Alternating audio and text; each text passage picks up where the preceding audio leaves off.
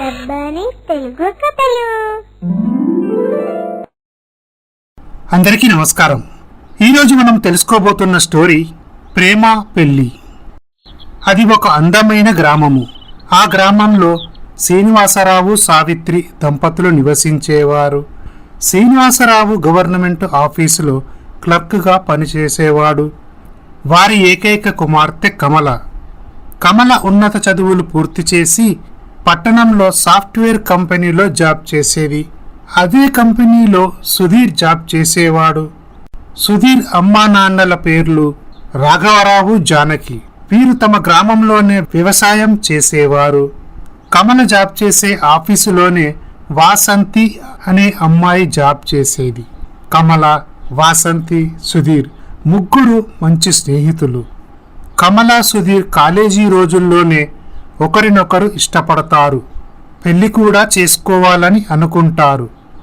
ఈ విధముగా జరుగుతుండగా సుధీర్కి వాళ్ళ అమ్మ ఫోన్ చేస్తుంది. బాబు సుధీర్, ఎలా ఉన్నావురా? బాగున్నానమ్మా. నాన్నగారు ఎలా ఉన్నారు? బాగానే ఉన్నారు. ఏంట్రా ఈ మధ్య ఫోనే చేయట్లేదు? అమ్మా, నాకు ఆఫీస్లో వర్క్ ప్రెషర్ ఎక్కువగా ఉంది. అది కాదురా, శని ఆదివారాలు ఎలాగో సెలవులే కదా. ఇంటికి వస్తే నేను మీ నాన్నగారు ఎంతో సంతోషిస్తాము. లేదమ్మా, ప్రాజెక్ట్ వర్క్ పూర్తయ్యే వరకు సెలవులు తీసుకోకూడదని ఎండీ గారు చెప్పారు. సరే బాబు, ఆ ప్రాజెక్టు వర్క్ పూర్తయ్యాక 4 రోజులు సెలవు పెట్టి వస్తే మాతో సంతోషంగా గడపొచ్చు. సుధీర్, వేళకు భోజనం చెయ్యి. నీ ఆరోగ్యం జాగ్రత్త. అలాగే అమ్మా, ఉంటాను. శ్రీనివాసరావు చిన్ననాటి స్నేహితుడు రామారావు, తన భార్య సుమిత్ర, వాళ్ళ కొడుకు కళ్యాణ్తో కలిసి అమెరికాలో నివసించేవారు. కళ్యాణ్ స్వతహాగా ఒక సాఫ్ట్వేర్ కంపెనీ నడిపేవాడు. కళ్యాణ్ అమెరికాలో లీసా అనే అమ్మాయితో రిలేషన్షిప్లో ఉంటాడు. ఈ విధముగా జరుగుతుండగా, చూడు బాబు, నీకు పెళ్లి చేద్దామనుకుంటున్నామురా. అప్పుడే పెళ్ళేంటమ్మా, నాకు కొంచెం సమయం ఇవ్వండి. నేను పెళ్లి గురించి ఒక నిర్ణయం తీసుకుంటాను. ఇటు కళ్యాణ్ లీసాని కలుస్తాడు. లీసా, మా అమ్మా నాన్న నాకు పెళ్లి చేద్దామంటున్నారు. వాళ్ళకి నీ గురించి చెప్పి మా అమ్మా నాన్నలను మన పెళ్లికి ఒప్పిస్తాను. మన ఇద్దరం పెళ్లి చేసుకుందాం. మనకు పుట్టబోయే పిల్లలతో మా అమ్మా నాన్నలు సంతోషంగా కాలం గడుపుతారు. నాకు పెళ్లి చేసుకోవటం ఇష్టం లేదు కళ్యాణ్. పిల్లల్ని కనడం అంటే అస్సలు ఇష్టం ఉండదు. వృద్ధాస్తమానం వారికి సేవ చేస్తూ ఉండాలి. అదేంటి లీసా అలా మాట్లాడతావు? మనం పెళ్లి చేసుకొని పిల్ల పాపలతో ఎంతో సంతోషంగా ఉండాలని నేను ఎన్నో కలలు కన్నాను. సారీ, మన రిలేషన్షిప్కి బ్రేకప్ చెబుదాం. వస్తాను. అది కాదు లీసా ఇక మీరు నాతో ఏమీ చెప్పకండి అంటూ కోపంతో లీసా అక్కడి నుండి వెళ్తుంది. మరునాడు ఉదయం, అమ్మా, నేను మీ ఇష్ట ప్రకారమే పెళ్లి చేసుకుంటాను. ఈ మాటలు విన్న రామారావు, సుమిత్ర చాలా సంతోషిస్తారు. ఇలా రామారావు, సుమిత్ర ఇండియాకి బయలుదేరుతారు. ఆ రోజు సాయంత్రం శ్రీనివాసరావు, సావిత్రి, రామారావు, సుమిత్రలు మాట్లాడుకుంటూ ఉంటారు. శ్రీనివాసరావు గారు, మేము మా అబ్బాయికి పెళ్లి చేద్దామనుకుంటున్నాము. పెళ్లి సంబంధం కోసమే మేము ఇండియా వచ్చాము. మా అబ్బాయి సాఫ్ట్వేర్ ఇంజనీర్. అతను స్వయంగా ఒక సాఫ్ట్వేర్ కంపెనీ నడుపుతున్నాడు. అప్పుడు కమల ఆఫీసు నుండి ఇంటికి వస్తుంది. చూడమ్మా, ఇతను రామారావు, నా చిన్ననాటి స్నేహితుడు. అతని భార్య సుమిత్ర. కమల వారికి నమస్కారం చేసి అక్కడ నుండి వెళ్తుంది.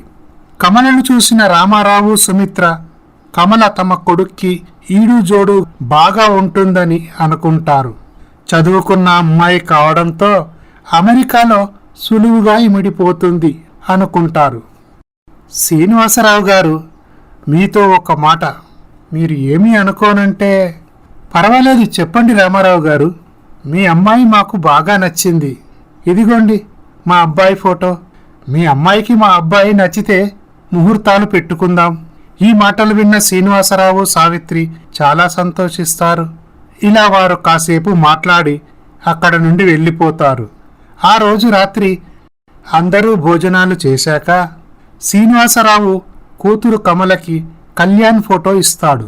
ఆ ఫోటో చూసిన కమల, ఎంత బాగున్నాడో! అమ్మా నాన్న నాకు పెళ్లి చేద్దామని నిర్ణయించుకున్నట్లున్నారు. అప్పుడు కమలకి సుధీర్ గుర్తుకు వస్తాడు. కమల, అబ్బాయి ఫోటో చూశావు కదా, ఇంతకీ అబ్బాయి నీకు నచ్చాడా లేదా? సుధీర్, నేను ఆల్రెడీ ప్రేమించుకున్నాము, పెళ్లి కూడా చేసుకోవాలనుకుంటున్నాము. ఈ సమయంలో అమెరికా సంబంధం వచ్చింది.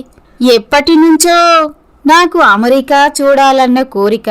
అటువంటిది అమెరికాలోనే జీవించే అవకాశం వస్తే నేను ఎలా వదులుకుంటాను?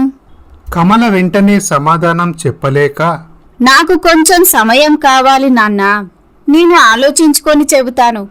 ఇందులో ఆలోచించడానికి ఏముందమ్మా? ఇంత మంచి సంబంధం మళ్ళీ వస్తుందా? మనం కాదంటే ఎందరో అమ్మాయిలు ఎగిరేసుకుపోవడానికి సిద్ధంగా ఉన్నారు. అప్పుడు కమల మౌనంగా ఉంటుంది. కమల ఇలా ఆలోచిస్తుంది. నేనేం చెయ్యాలి? ప్రేమించిన సుధీర్ని పెళ్ళాడాలా లేక అమెరికా అబ్బాయిని పెళ్ళాడాలా? కమల ఆలోచించి ఒక నిర్ణయానికి వస్తుంది. మరునాడు ఉదయం, అమ్మా నాన్న, నాకు అబ్బాయి నచ్చాడు, మిగతా ఏర్పాట్లు చూడండి. అప్పుడు శ్రీనివాసరావు రామారావుకి ఫోన్ చేస్తాడు. రామారావు గారు, మా అమ్మాయికి మీ అబ్బాయి నచ్చాడు. అలాగా? అయితే నేను మా అబ్బాయికి ఫోన్ చేసి వెంటనే ఇండియాకి రమ్మని కబురు చేస్తాను. నెల రోజుల్లో పెళ్లి జరిగిపోవాలి. అదేంటండి, పెళ్ళంటే మాటలా? ఎన్ని పనులుంటాయి? శ్రీనివాసరావు గారు, మీరేమీ భయపడకండి. ఈ రోజుల్లో డబ్బుంటే పనులు క్షణాల్లో జరిగిపోతాయి. ఈవెంట్ మేనేజర్కు ఫోన్ చేసి చెప్తే చాలు, అతని అన్నీ చూసుకుంటాడు. అవన్నీ నేను చూసుకుంటానులేండి. రామారావు తన కొడుకు కళ్యాణ్కి ఫోన్ చేస్తాడు. బాబు కళ్యాణ్, ఎలా ఉన్నావురా? నాన్నగారు, నేను బాగున్నానండి. కళ్యాణ్, నీకు ఒక సంబంధం చూశాన్రా. అమ్మాయి కుందనపు బొమ్మలా ఉంది. నేను నీకు అమ్మాయి ఫోటో వాట్సాప్ చేస్తాను. ఇక నువ్వు వెంటనే ఇండియాకి బయలుదేరు. అలాగే నాన్న, అమ్మని అడిగినట్లు చెప్పండి. అలాగే బాబు. కళ్యాణ్ మొబైల్లో కమల ఫోటో చూస్తాడు. నాన్నగారు చెప్పినట్లే అమ్మాయి అందంగానే ఉంది. ఇలా కళ్యాణ్ అమెరికా నుండి ఇండియాకి బయలుదేరుతాడు. ఇటు కమల ఆఫీసుకు వెళ్తుంది. కళ్యాణ్తో పెళ్లికి కమల గ్రీన్ సిగ్నల్ ఇవ్వడం వలన ఇటు సుధీర్తో మునుపటిలాగా కలివిడిగా ఉండలేకపోయింది. ఆ రోజు ఒంట్లో బాగాలేదని 4 రోజులు సెలవు పెట్టి కమల ఇంటికి వెళ్ళిపోతుంది. మరునాడు ఉదయం సుధీర్ కమల ఆరోగ్యం ఎలా ఉందో తెలుసుకుందామని కమలకి ఫోన్ చేస్తాడు. కమల ఎన్నిసార్లు ఫోన్ చేసినా లిఫ్ట్ చేయదు. అప్పుడు సుధీర్ కమలకి మెసేజ్ చేస్తాడు. కమల, నీ ఆరోగ్యం బాగా లేదని తెలిసి నీకు ఎన్నిసార్లు ఫోన్ చేసినా నువ్వు ఫోన్ లిఫ్ట్ చేయలేదు. కనీసం ఈ నా మెసేజ్కి రిప్లై ఇవ్వు. నీ ఆరోగ్యం కుదుట పడిందని తెలిస్తే నా మనసు ప్రశాంతంగా ఉంటుంది. ఆ మెసేజ్ చూసిన కమల, నన్ను ఇంతలా ప్రేమించే సుధీర్ని మోసం చేస్తున్నాను, కానీ తప్పదు అని అనుకుంటుంది. రామారావు తమ భార్య సుమిత్ర, తన కొడుకు కళ్యాణ్ పంతులు గారిని తీసుకొని శ్రీనివాసరావు ఇంటికి వస్తాడు. కళ్యాణ్ కమలను చూసి ఫోటోలో కంటే లైవ్లోనే కమల బాగుంది అనుకుంటాడు. ఇటు కమల, అబ్బాయి అందంగా హాలీవుడ్ హీరోలా ఉన్నాడు అని అనుకుంటుంది. పంతులు గారు, దగ్గరలోనే ఎంగేజ్మెంట్కి అలాగే పెళ్లికి మంచి ముహూర్తాలు చూడండి.